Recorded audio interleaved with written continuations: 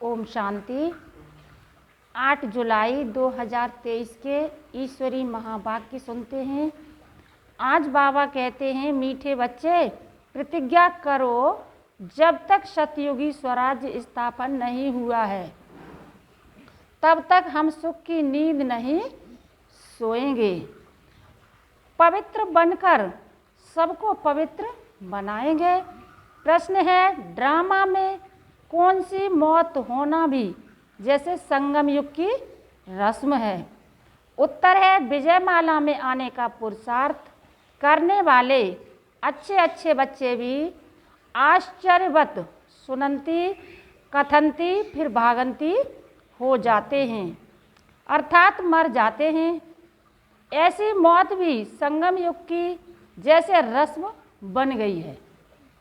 श्रीमत पर न चलने से माया हरा देती है। बाप का बनकर हाथ छोड़ा तो गोया मर गया, तकदीर पर लकीर लग जाती है। गीत है, दर पर आए हैं कसम लेके। ओम शांति। मीठे मीठे जीते जी मरने वाले बच्चों ने यह गीत सुना। जो जीते जी कुर्बान गए हैं, सब तो कुर्बान नहीं गए हैं। नंबरवार पुरुषार्थ अनुसार जीते जी मरते हैं। जब कोई गोद में लेते हैं या एडाप्ट करते हैं तो एक परिवार को छोड़कर दूसरे परिवार का बनते हैं। बच्चे जानते हैं हम आसुरी परिवार से मरकर अभी ईश्वरी परिवार के बने हैं। ईश्वर ने आकर गोद में लिया है। अज्ञान काल में कोई ईश्वर की गोद नहीं लेते हैं, धर्म के गुरु की गोद ले लेते हैं। जैसे बल्लवाचारी श्री कृष्ण के मंदिर में बच्चे को श्री कृष्ण की गोद में देते हैं, परंतु वह तो है जड़ चित्र, इसलिए फिर ब्राह्मण पुजारी गोद में ले लेते हैं वैष्णव बनाने के लिए। ऐसे गोद में तो बहुत लेते हैं। बच्चे जानते हैं, बरोबर उनकी गोद लेते हैं जो होकर गए हैं। कोई क्राइस्ट की गोद लेते, कोई इब्राहिम की गोद लेते। कब होकर गए हैं, वह फिर कब आएंगे, यह सिर्फ तुम बच्चे जानते हो। अभी तुम जीते जी मरे हो। तुमको एक बाप की याद में रहना है। लौकिक बाप के बच्चे गोद में आते हैं, बाप मर जाता है, बाकी बच्चे रह जाते हैं। यहाँ तुम ऐसे बाप की गोद में आए हो जो बाप तुमको इस मृत्यु लोक से अमरलोक में अथवा दुर्गति से सदगति में ले जाने वाला है। मनुष्य मात्र का सदगति दाता एक ही है। ऐसे नहीं कि सदगति सिर्फ तुमको मिलती है। सदगति तो सबको जरूर मिलती है, परंतु ड्रामा अनुसार किसको सतो प्रधान, किसको सतो, किसको रजो तमो सदगति मिलती है। भल तमो में आते हैं तो भी पहले आने से दुख नहीं भोगते, पहले सुख जरूर भोगना है, अंत में तो सभी दुख भोगते हैं। बाप कहते हैं कि सदगति दाता पतित पावन मैं एक ही हूँ। पहले पहले जो आत्माएं आती हैं वह सुख भोगती हैं, फिर दुख में आती हैं। तुम भी नंबरवार पुरुषार्थ अनुसार पहले सतो प्रधान फिर सतो रजो तमो में आते हो। तुम भी नंबरवार सदगति को पाते हो। मुख्य 8 दाने गिने जाते हैं ना। अब तुम सब द्रौपदियाँ हो, बाप के बने हो तो बाप को कभी छोड़ना नहीं है, परंतु श्रीमत पर याद नहीं करते हैं तो फिर माया हाथ छुड़ा देती है। गोद तो ली, शुरू में चलते आए। अच्छे अच्छे बड़े मीठे बच्चे जिनको विजयमाला में 3-4 नंबर में रखते थे, वह भी आश्चर्यवत भागंती हो गई। यह भी इस संगम युग की रस्म रिवाज है। आश्चर्यवत सुनंती कथनती मरंती, यह होता रहेगा। कहेंगे ड्रामा में इनका यह मौत था। बाप का बनकर फिर हाथ छोड़ा तो गोया मर गया।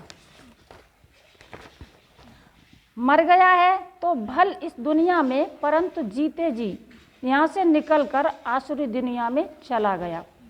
कोई कारण तो बनता है ना। भल कहेंगे ड्रामा, परंतु श्रीमत पर न चलने से माया से हार खा लेते हैं। तकदीर पर लकीर लग जाती है। ईश्वर का बनने से फिर होती है माया से लड़ाई। बाकी देवताओं और असुरों की लड़ाई नहीं होती है। माया असुर है जो जीत पा लेती है। अच्छा, अब बच्चे लिखते हैं कि राखी बंधन के त्यौहार पर क्या करें। हर त्यौहार पर तैयारियां तो करते हैं ना।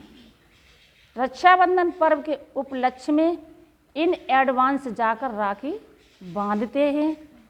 इसका पूरा रहस्य भी बुद्धि में होना चाहिए। आगे तो ब्राह्मण ब्राह्मणियां राखी बांधते थे, अब यह रिवाज निकला है कि बहन भाई को राखी बांधती है। असल में ब्राह्मण राखी बांधते थे क्योंकि ब्राह्मण जाति ऊंच स्वच्छ गाई हुई है।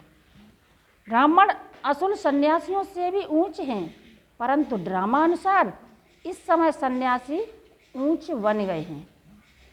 आगे ब्राह्मण राखी बांधते थे, फिर जन्माष्टमी पर वह राखी खोलते थे। जैसे द्रौपदी के लिए कहते हैं कि जटाएं खोल दी थीं।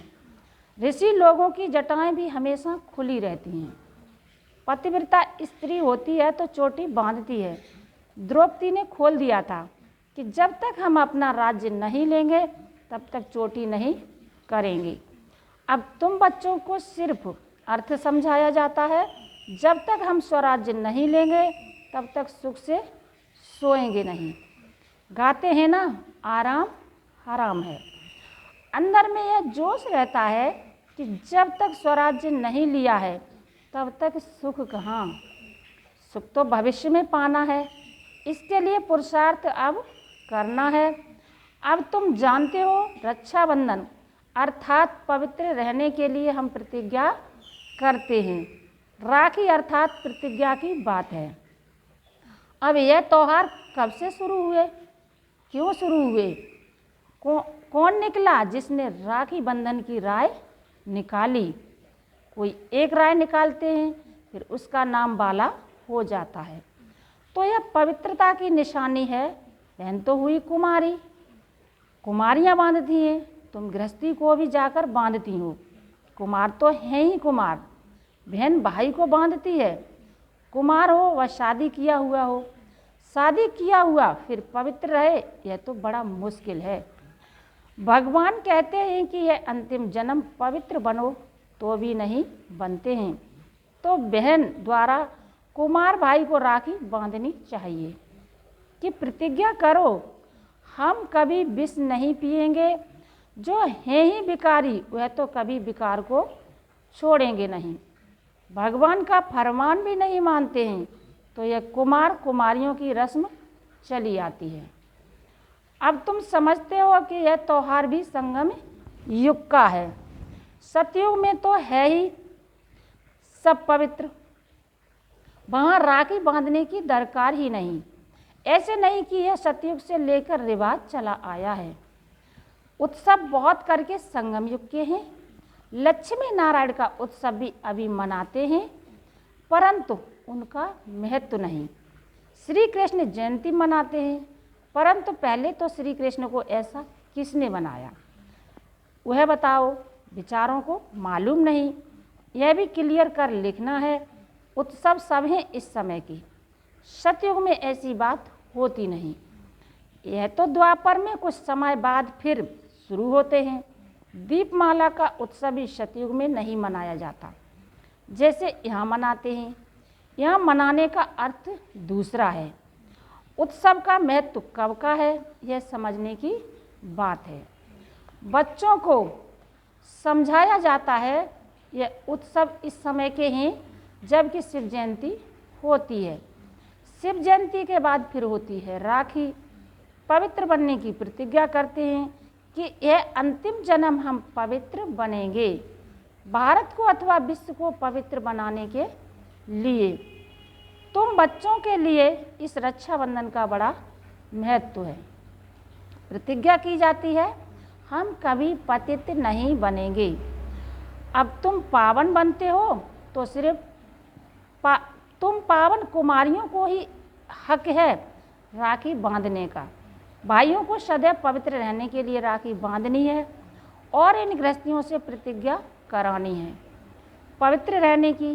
कहते हैं ना, पतित पावन आओ, तो जो गायन है वो ही प्रतिज्ञा कराते हैं।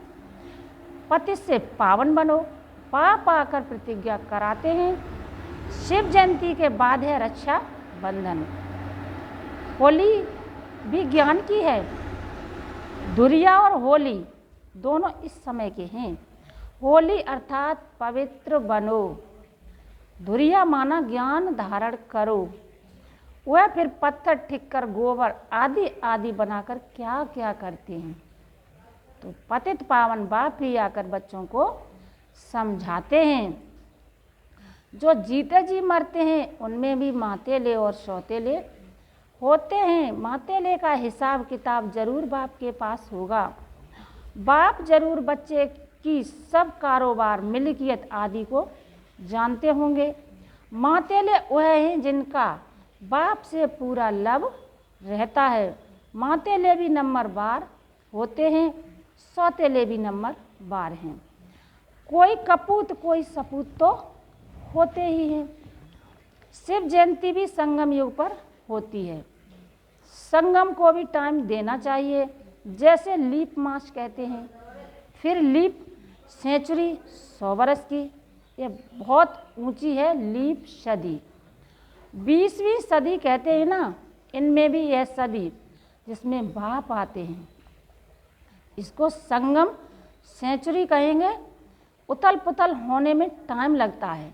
दीपमाला भी यहाँ की है। तुम बच्चे जानते हो, शिव जयंती के बाद फिर है पवित्रता की बात। शुरू से लेकर पवित्रता पर झगड़ा चला आया है। पवित्रता के साथ ज्ञान और योग की होली धुरिया साथ साथ है। बाप की याद भी अच्छी रीति चाहिए। ज्ञान का धुरिया भी चलता रहता है। ज्ञान वर्षा तुम पर होती ही रहेगी। पवित्रता पर ही झगड़ा चलता है। सब कहते हैं यह कौन आया है। जो कहते हैं घर गृहस्थ में रहते पवित्र रहकर दिखाओ, सन्यासी तो खुद घरबार छोड़ जाते हैं। गोपी चंद राजा की भी कहानी है।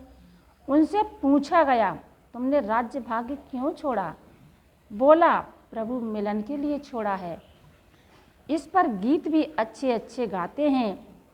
यहाँ तो गृहस्थ व्यवहार में रहकर पवित्र रहना है। पवित्रता पर ही सारी खिटपिट होती है। अब रक्षाबंधन है, पवित्र बनने बनाने का यादगार पर्व। यहाँ देखो, छोटे छोटे बच्चों को भी साक्षात्कार होते हैं। अब छोटे बच्चे ने क्या भक्ति की, बाबा ने झट सबको साक्षात्कार करा दिया। तो समझते थे जादू है। इसको कहा जाता है शिव बाबा के चरित्र। बैठे बैठे गुम हो जाते थे, यह भी ड्रामा ही कहेंगे। एक दो को देखा और ध्यान में चले गए। यह सब चरित्र परमपिता परमात्मा के हैं, श्री कृष्ण के नहीं। कृष्ण का नाम ले सारी बदनामी की है। भागवत में क्या क्या लिख दिया है। श्री कृष्ण सतयुग का प्रिंस, उसने चीर हरे यह किया। ऐसे चरित्र तो गाए नहीं जाते। दुनिया वाले समझते हैं बरोबर श्री कृष्ण ने यह सब किया होगा। फिर कहते हैं श्री कृष्ण के शरीर में आत्मा आई होगी जिसने ज्ञान सुनाया होगा, परंतु ऐसे तो हो नहीं सकता। वह तो प्रिंस नामी ग्रामी था। फिर रथ दिखाते हैं, रथ में श्री कृष्ण दिखाते हैं। घोड़े गाड़ी पर बैठ पाठशाला चलाई जाती है क्या? यह है राजयोग की पाठशाला। कहाँ उन्होंने युद्ध का मैदान दिखाया है और कहाँ तुम्हारी यह युद्ध? यह है माया पर जीत पाने की युद्ध। तो तुम बच्चों को रक्षाबंधन पर समझाना है, रक्षाबंधन अर्थात पत्तों को पावन बनाने के लिए स्वयं परमपिता परमात्मा आए हैं। तुम ब्रह्मा कुमारियां हो जो गाई हुई हो, कुमारी वह जो 21 कुल का उद्धार करे। संगम की ही बात है। फिर यह उत्सव सतयुग आदि में नहीं चलता। राखी बंधन के बाद फिर है श्री कृष्ण जयंती, क्योंकि सतयुग में पहला नंबर जन्म है श्री कृष्ण का। उनकी भी राजधानी है। वह इस समय प्रतिज्ञा करते हैं श्री कृष्ण के कुल में जाने के लिए। यह राजयोग है। तुम नर से नारायण बनते हो, लक्ष्मी नारायण की जीवन कहानी है नहीं। बाप ने समझाया है, राधे कृष्ण सो लक्ष्मी नारायण की जीवन कहानी। श्री कृष्ण का जन्म दिन मनाते हैं। अच्छा, नारायण जयंती कहाँ? कारण होगा ना, न समझने कारण सारा खेल ही मूझा दिया है। मैं तो सारा यहाँ का है। ऐसे भी मत समझो कि दीपमाला कोई सतयुग से शुरू होती है। सतयुग में तो है ही पवित्र दुनिया, सभी की आत्माएं जगी हुई हैं। उत्सव सब इस समय के हैं। अभी तुम सबकी बायोग्राफी को जानते हो। शिव बाबा स्वयं आकर के बच्चों को कहते हैं कि अब पवित्र बनो, तुम आत्माएं मैली हो गई हो। सन्यासी तो कहते हैं आत्मा निर्लेप है। इसलिए बहुत लोग कह देते हैं अंडा मछली आदि खाने से कोई हर्जा नहीं है। बट सबकी अपनी अपनी रस्म रिवाज है ना। आगे काली पर मनुष्यों की बलि चढ़ाते थे। शिव को तो काला नहीं कहेंगे, न शंकर को कहेंगे। हाँ, ब्रह्मा और विष्णु के 2 रूप गोरे से काले बनते हैं। यह सब बाप बैठ समझाते हैं। अच्छा, मीठे मीठे सिकी लदे बच्चों प्रति माता पिता बाप दादा का याद प्यार और गुड मॉर्निंग। रूहानी बाप की रूहानी बच्चों को नमस्ते। हम सब रूहानी बच्चों की रूहानी माता पिता बाप दादा को याद प्यार और गुड मॉर्निंग। नमस्ते नमस्ते नमस्ते। धारणा के लिए मुख्य सार। पहली पॉइंट है, बाप से पूरा पूरा लव रख मातेला बनना है। अपना पूरा समाचार बाप को देना है। कभी भी कपूत नहीं बनना है। दूसरी पॉइंट है, रक्षाबंधन का यथार्थ रहस्य बुद्धि में रख पवित्र जरूर बनना है। माया से कभी हार नहीं खानी है। पवित्रता के बल से स्वराज्य लेने की प्रतिज्ञा करनी है। आज का वरदान है, सदा मिलन के झूले में झूलने वाले तत्त्वम के वरदानी बाप समान भव। दोबारा से सुने, सदा मिलन के झूले में झूलने वाले तत्त्वम के वरदानी बाप समान भव। डिटेल में कहते हैं बाबा, जैसे बाप दादा आप मालिकों की आज्ञा को मानकर मिलन मनाने के लिए आते हैं। जी हाजिर का पाठ पढ़कर हाजिर हो जाते हैं। ऐसे ही तत्त्वम अमृत वेले से लेकर दिन के समाप्ति तक धर्म और कर्म में बाप समान बनो तो सदा मिलन के झूले में झूलते रहेंगे। इस मिलन के झूले में झूलने से प्रकृति और माया दोनों ही आपके झूले को झुलाने वाली दासी बन जाएंगे। सर्व खजाने आपके इस श्रेष्ठ झूले का श्रृंगार बन जाएंगे। आज का स्लोगन है, सदा ब्रह्मा बाप की भुजाओं में समाये रहो तो सेफ्टी का अनुभव करेंगे। फिर से सुने स्लोगन, सदा ब्रह्मा बाप की भुजाओं में समाये रहो तो सेफ्टी का अनुभव करेंगे। अच्छा, ओम शांति, ओम शांति, ओम शांति।